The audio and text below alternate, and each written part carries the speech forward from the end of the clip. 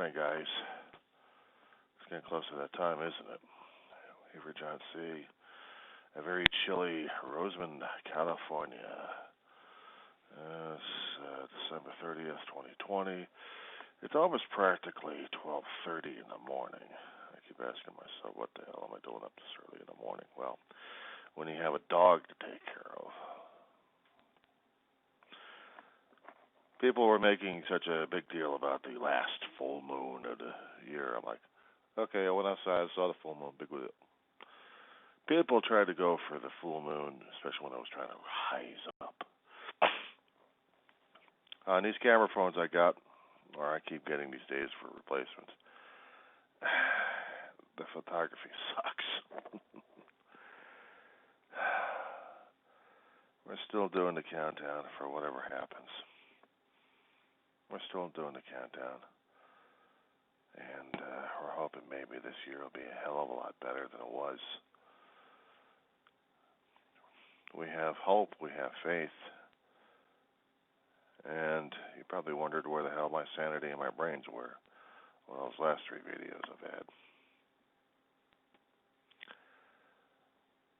So many things happening around us. It's pretty damn easy to lose one's mind and everything else going on at the same damn time. And quite frankly, looking at things and seeing how things are,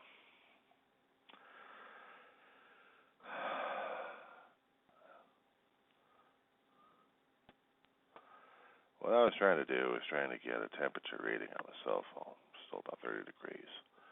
Well, 30 degrees warm compared to a few other places back east and Midwest, especially when they have the cold dipping in and freezing your butts off. But 30 degrees out here in the Antelope Valley is still pretty damn cold anyway. It still freezes pipes long enough.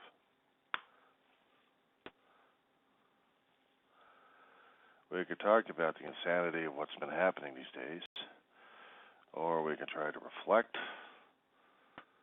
and still talk about the insanity of what's been happening these days.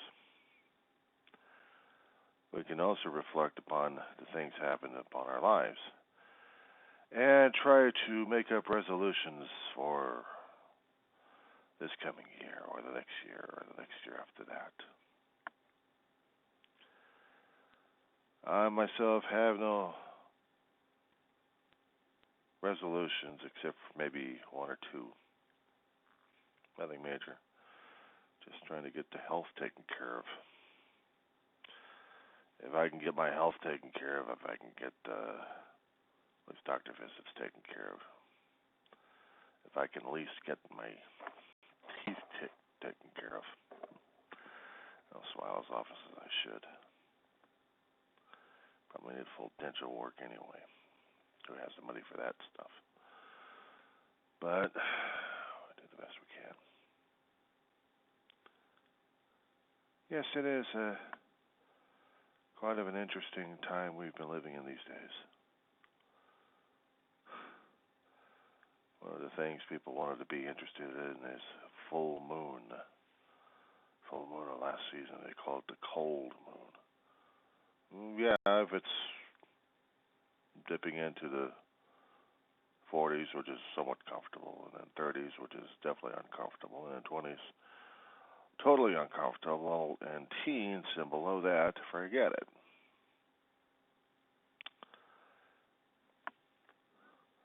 I'm hoping maybe next year that the videos will be a hell of a lot better than this year, because I know they've been maudlin, they've been depressing, and they've been driving people away. And you know what?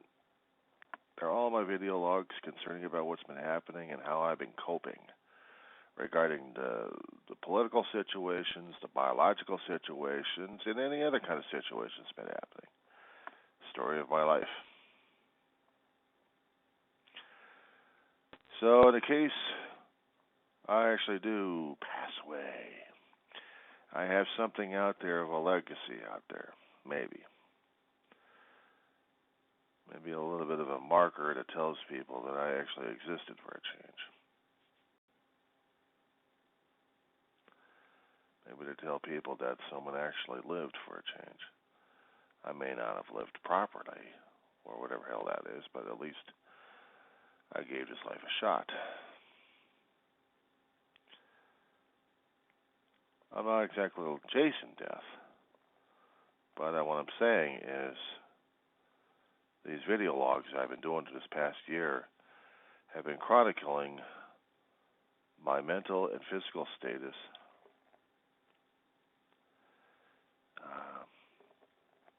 to let whoever watches it, if they can stomach it, what changes have been going on through this 2020 nightmare. The changes before the COVID and after COVID. I am fortunate enough to not have been contaminated by the bug. I have seen too many people getting infected by the bug. I have heard horror stories of hospitals turning away people because of the excessive hospitalizations due to COVID, because people weren't either paying attention or somehow the bug did get them and they weren't even aware of it. Or maybe they were flouting it, saying, look, I'm immune to you, bug, and then somehow or another they get the damn bug. And if they happen to live long enough, fine, but if they didn't live long enough, there was a 43-year-old senator, elected congressman. Didn't even have enough time to enjoy the damn job or get stressed out. Didn't even do a full 2 years of tour duty. He dies because of this damn bug. He takes the proper precautions and he still dies from the damn bug. How does that work? This guy knew better. He knew better. He did better. And he still got nailed by the damn bug. I hear stories about newborns. Sometimes they're even exposed to the damn bug. Some of them actually do make it, and the ones who don't are getting more of the headlines instead of the ones who are surviving. And I've heard that argument too many times regarding the survivors, regarding of the COVID. That there's not enough of the survivor stories out there to let people know just how crazy this damn bug is. We have had less information concerning about our normal influenza seasons, and more about the COVID, because of COVID's been taking more and more of the headlines, because how prevalent this damn bug is instead of the damn flu bug. It's like a flu bug is being faded away. Not forgotten, just faded into the background noise. And not because of news media. It's because we're getting more and more cases regarding the COVID-19 than we are concerning about influenza. The damn bug's even worse than influenza, apparently. It's more of an attention hog than our current, well, I don't know if we got an office holder for the White House or not. I think this asshole keeps liking playing golf too many damn times. And he complained in his press conferences that other previous politicians before him, past administrations, had played golf more than he did. Give me a break. What even got me ticked off about is the current grand old party that sometimes I had a grudging respect for have blown that to hell. When you have a charismatic con artist who charms like crazy and been able to convince others that this person is the appointed one, that everyone has to bow down and pay fealty to. Sorry, I don't pay kowtow to anybody like that. And in this situation, people owe loyalty. And yet, how do they get repaid? They get their asses stabbed.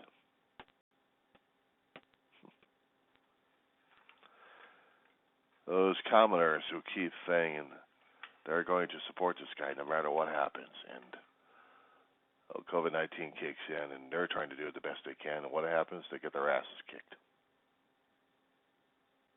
Of course, if they have to get into jail, they were promised that their leader, their fearless leader, was going to bail them out. Didn't happen. They were going to pardon him. Didn't happen. At least not for the ones who didn't contribute enough ducats.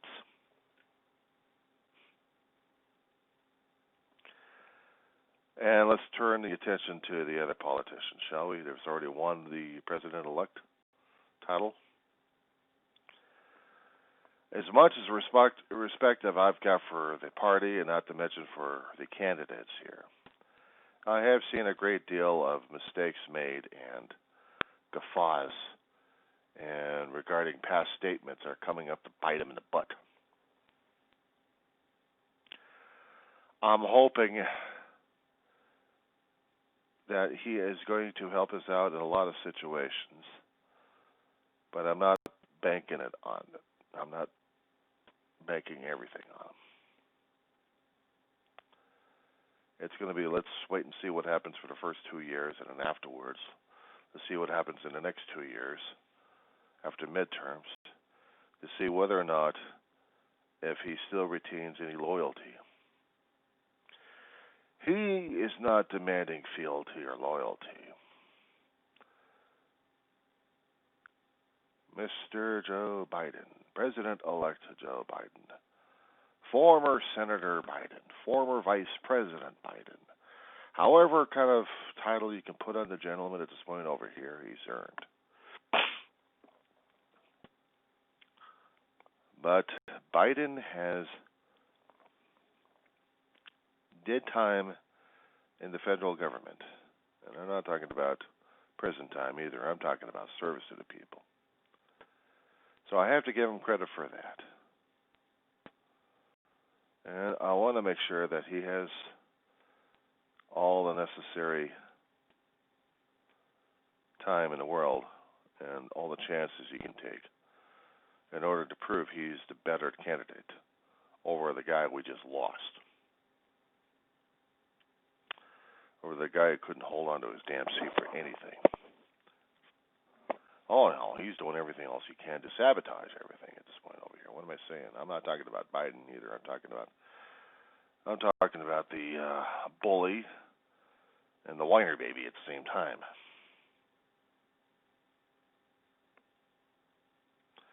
When he's got to threaten people to get the election overturned, to get hit back in office, when he's got to put out the tweets regarding this damn thing, why did they ever fall in love with this bastard in the first place to give him that much of fealty over him? I never could figure that out. I have never figured that out. A fealty that strong, where you're saying this candidate should be given everything. No political candidate, no matter how good they are, demands that much ultimate respect and loyalty. You have to have a shred of doubt. You have to have a skepticism about you. You have to look at it as he's just a human being trying to do an impossible job. If he can do it, fine. If he can't, if he's going to muddle through, then he's going to muddle through, and you have to give him the time. But you can't just start gathering all the damn spears ready to nail the guy just before he gets a chance to get into office and do something. Maybe after he's in office, if he hasn't done anything, then maybe you can get the spit ready. But apparently he was being grilled and barbecued before he even gotten the chance to get into the big office. Unlike the previous occupant, who's still screaming and yelling his head off while playing golf at the same time. He can't stand the decorations of his new residence. I hate to say it, but I hope he doesn't get the damn place out in Florida. Florida's going to have a hell of a time with these guys. And if I'm not mistaken, Florida is also suffering through a hell of a lot of the COVID-19, just as much as Georgia and Texas and California. Oh yeah, I've seen the arguments online regarding that.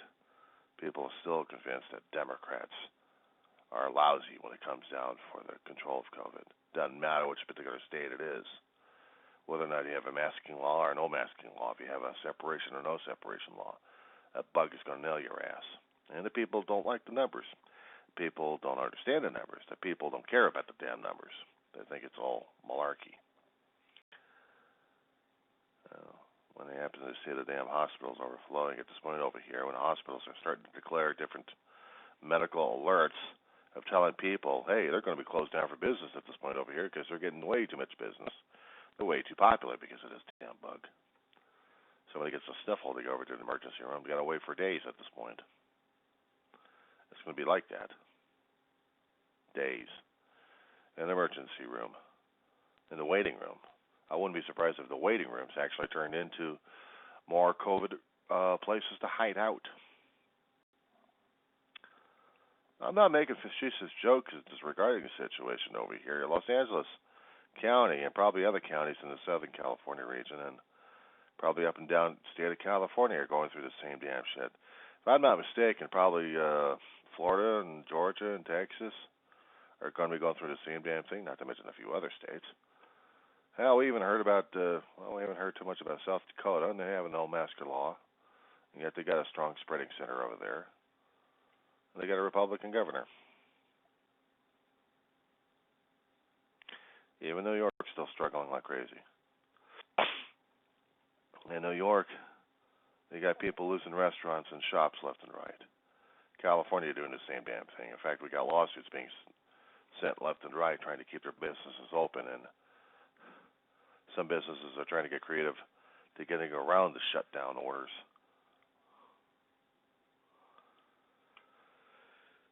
And people are still unsure about this damn thing, and they're still freaking out about it because they don't realize that their own great-grandparents had gone through this thing with the influenza pandemic. And yes, the pandemic had killed about, before it was over, in 3 years' time, about 650K.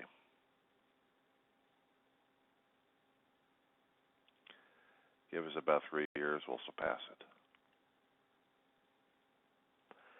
If we still have the COVID-19 still unchecked, and if the vaccines are not keeping up with what the shield thing they're supposed to be doing, we just may have the 650 at this point.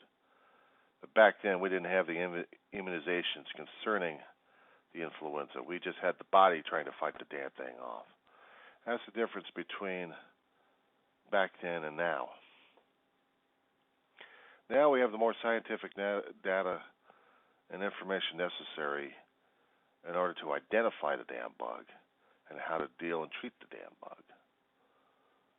Get the vaccinations for it. Back then, we're still getting used to the influenza vaccinations, if we actually had them back then. It was all up to the person's body and whether or not they're strong enough to fight the damn thing or not. Of course, they got infected. Most of them recovered. It was influenza. But some people weren't exactly strong enough, biologically speaking. The immunology was screwed up somehow, and they weren't able to fight off the bug, and therefore,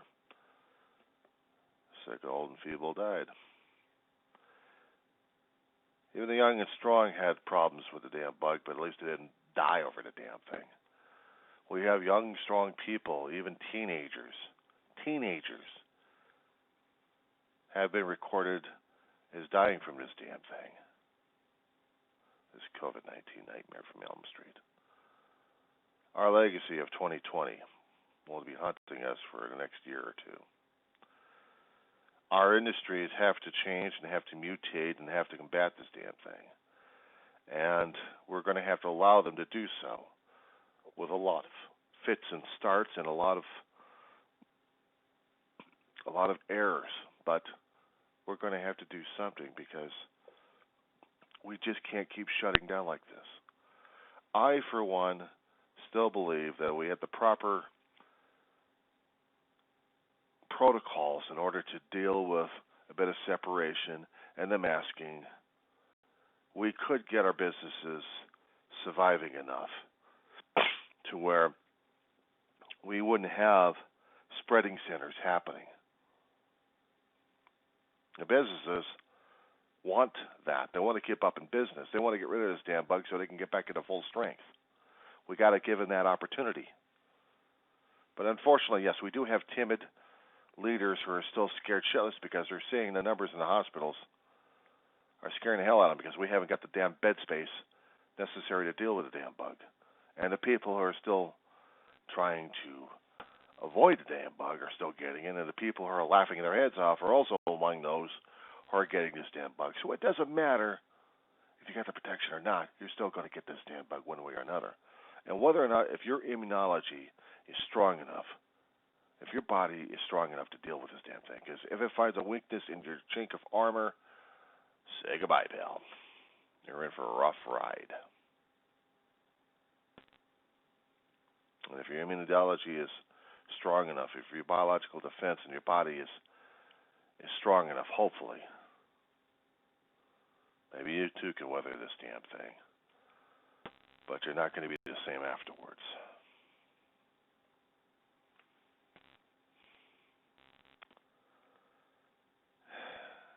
Makes me scared. Because I'm living in a year of the pandemic. I'm living in the year that everything changed. Everything we took for granted, everything that we knew, everything that we commonly accepted and without question, without form, and took advantage of it without even realizing it. Those things gone, changed forever. Either we change, we adapt, or else we crash and burn. It's that simple. I'm just hoping that we'll be able to adapt, because if we can't adapt, the alternatives are not pleasant, are they? And I'd rather not think about them. But they're there in front of us anyway. Yes, we have to mask up. Yes, we have to do distancing. Do I agree about staying home and all the time? No, I don't. But if we have to do what we have to do, then we must. If we're going to survive, yes. But we also have to thrive as well. And that's going to be the challenge for each and every one of us now, isn't it? To survive and thrive. Let's hope this next stage in 2021 will allow us to survive and thrive. The countdown continues.